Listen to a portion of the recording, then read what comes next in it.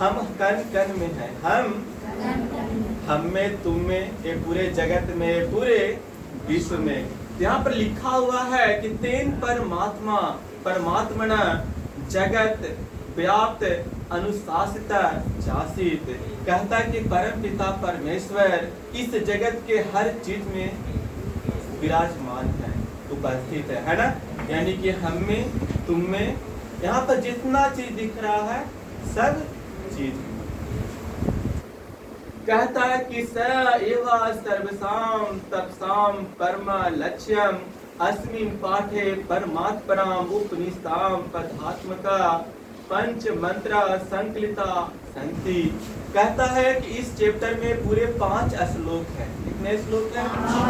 इस चैप्टर में पूरे 5 श्लोक हैं जो परम पिता परमेश्वर के बारे में लिखा गया, या 5वां श्लोक उन्हीं के बारे में बोलता है। किनके बारे में? परम पिता परमेश्वर के बारे में। देखिए यहाँ से जो क्वेश्चन आ सकता है, पहला क्वेश्चन यह है, बोल देगा कि मंगलम पाठ का पहला श्लोक कहाँ से लिया गया है? मंगलम पाठ का पहला श्लोक कहाँ से लिया गया? तो इसका आंसर होगा उपनिषद है जिसका नाम है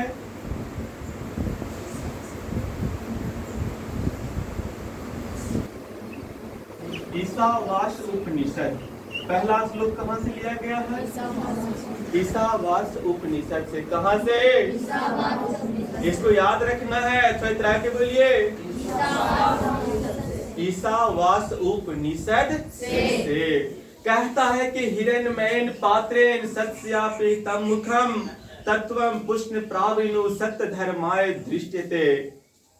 फिर से समझिए, हिरण्मयेन पात्रेण, हिरण्मयेन कहने का मतलब सोने का पात्र, सोने का सत्स्यापीतं मुखम, सत्य का मुख, सत्य का तत्व पुष्ण प्रावीणु सत्य धर्माय दृष्टते।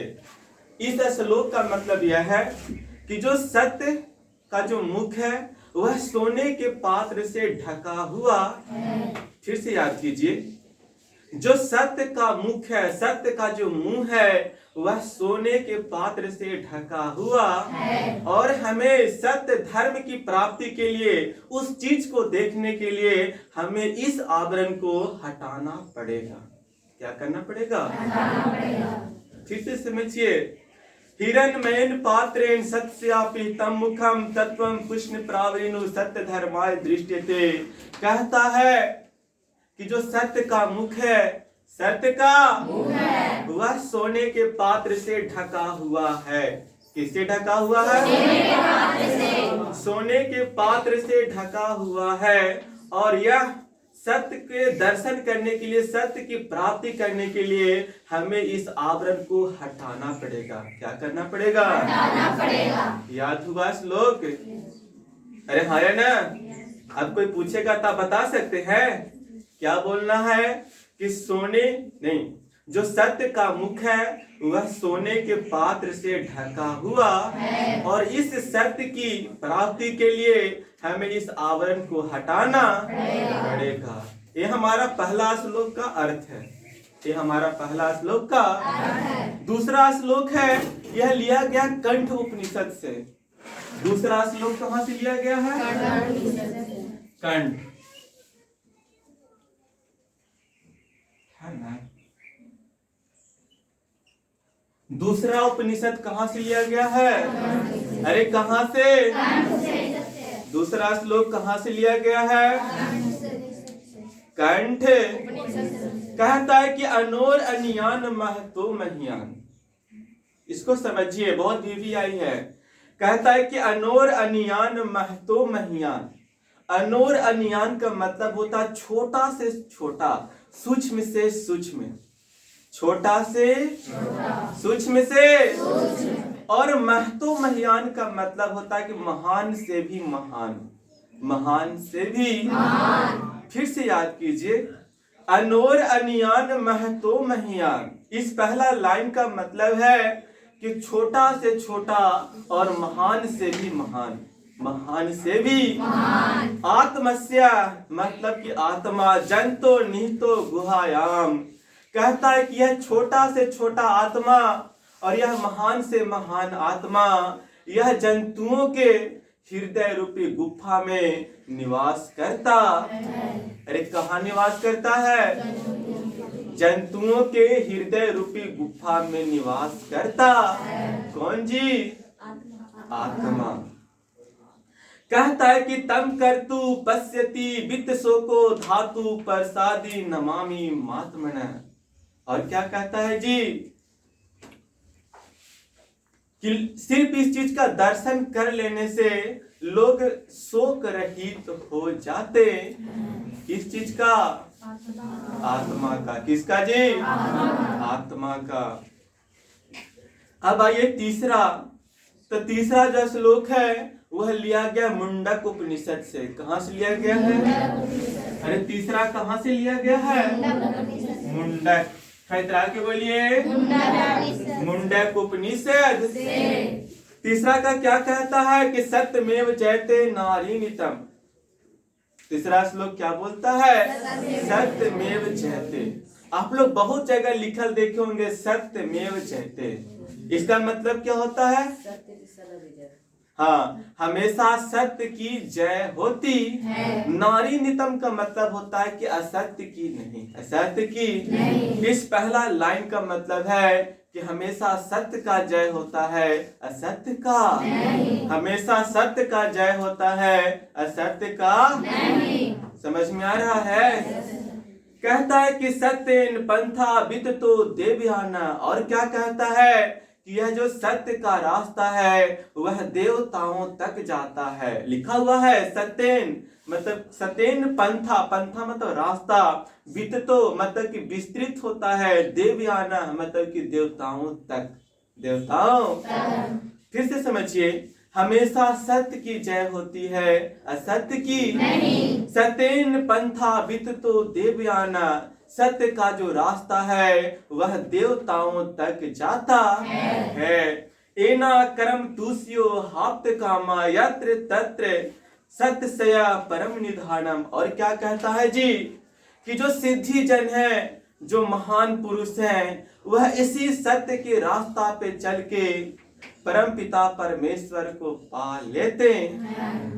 अरे बात आ रहा है समझ में? श्लोक तीसरा का अर्थ क्या हुआ कि हमेशा सत्य का जय होता है, असत्य का नहीं। हमेशा सत्य का जय होता है, असत्य का नहीं। यह जो सत्य का जो रास्ता है, यह जो सत्य का रास्ता है वह देवताओं तक जाता है। और क्या समझे कि जो हमारे यहाँ सिद्धि जन है, जो ऋषिगण है, जो महान पुरुष है, वह इसी सत्य के रास्ता पे चलकर परम पिता परमेश्वर को पा लेते हैं। ठीक है? ये हमारा तीसरा श्लोक का अर्थ था। अब चौथा श्लोक, तो चौथा श्लोक भी मुंडक उपनिषद से ही लिया गया। चौथा भी कहाँ से लिया गया है? मुंडक उपनिषद से। कहाँ से? देखिए यह क्या कहता है? कहता है कि यथा नदा शयनमाना समुद्रे अस्तम गच्छन्ति नाम रूपे विहाय तथा विद्वाना नाम रूपाद विमुक्ता परात्परम पुरुषम उपैति दिव्यम। कहता है कि जिस तरह बहती हुई नदियां, हिंदी करके बताएं। देखिए कहता है कि यथा नदा, नथा का मतलब होता है नदी, ठीक है ना? शयनमाना समुद्रे अस्तम गच्छन्ति नाम रूपे विहाया। इसका मतलब यह है कि जिस प्रकार बहती हुई नदियां, जिस प्रकार बहती हुई अपने नाम और रूप को छोड़कर, अपने नाम और रूप को छोड़कर समुद्र में अस्त हो जाती है, समुद्र में मिल जाती है। कहता है कि जिस प्रकार बहती हुई नदियां अपने नाम और रूप को छोड़कर समुद्र में अस्त हो जाती है, मिल जाती है। अगर हम आपको एक छोटा सा एग्जांपल दें, मान लीजिए कि आपके पास बड़ा गमला है और हम एक गिलास पानी अभी लाए, तो जब पानी एक गिलास था तभी उसका आकार कैसा है? गिलास जैसा है। हम बोलेंगे कि 1 गिलास पानी है, लेकिन हम उसको अगर उसी पानी को एक गमला पानी में डाल दें तो अब जो पानी था वह अपना नाम भी भुला गया, तो अपना रूप भी, अरे है ना। और कहाँ जाके मिल गया? गमला वाला पानी में। तो कहता है कि उसी प्रकार जो नदी बह के जा रहा है और जाके समुद्र में मिल जा रहा है।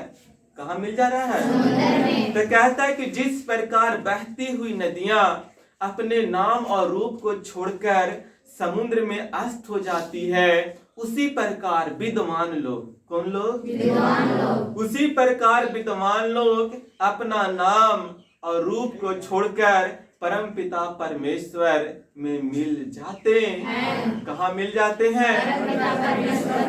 परम पिता परमेश्वर में मिल जाते हैं। फिर से याद कीजिए, कहता है कि जिस प्रकार बहती हुई नदियां, श्लोक 4 का अर्थ समझिए।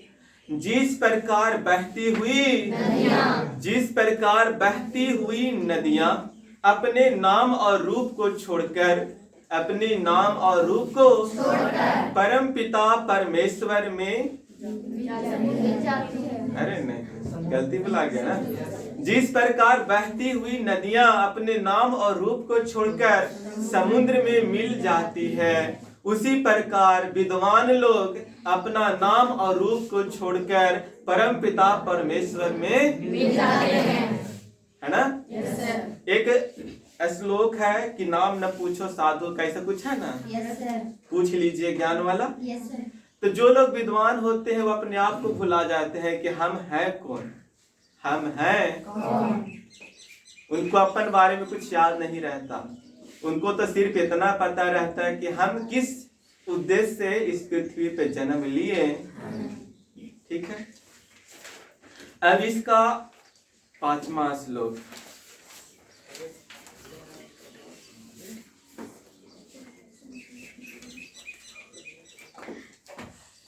देखिए। जो 5वां श्लोक है वह लिया गया है कौन सा उपनिषद से? पढ़ के बताइए।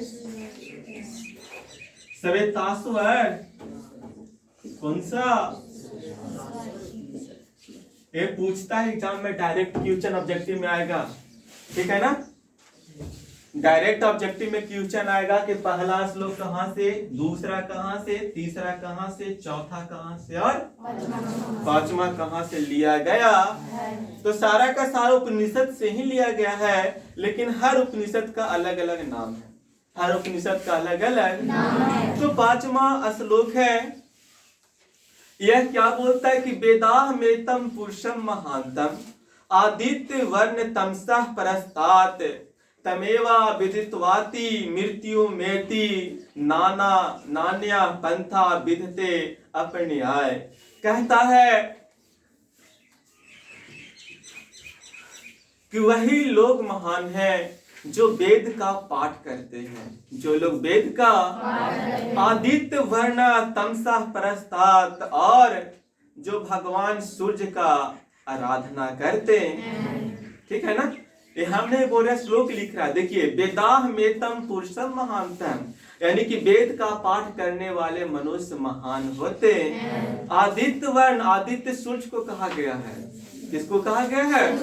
आदित्य वर्ण तमसः परस्तात, और क्या जी? आदित्य का उपासना करने वाले, सूर्य का उपासना करने। तमेवा विदित्वाति मृत्यु मेति नान्या पंथा विधते अपन्याय। कहता है कि जो लोग विद्वान होते हैं, महान होते हैं, वह वेद का पाठ करके, सूर्य का उपासना करके मृत्यु पर भी विजय पा लेते हैं, और इसके अलावा दुनिया में कोई दूसरा उपाय नहीं है। ये कौन सा श्लोक से हम जान रहे हैं? 5वां श्लोक से। फिर से समझिए। कहता है कि वेदाह मेतम पुरुषम महांतम आदित्य वर्ण तमसः परस्तात तमेवा विदित्वाति मृत्यु मेति नान्या पंथा विधते अपन्याय। मतलब कि महान लोग, विद्वान लोग, सिद्धिजन, वेद का पाठ करके, सूर्य का उपासना करके मृत्यु पर भी विजय पा लेते हैं, और इसके अलावा दुनिया में कोई दूसरा उपाय नहीं है। ये हमारा कौन सा श्लोक से पता चलता है? 5वां श्लोक से। थोड़ा बंद कर भाई।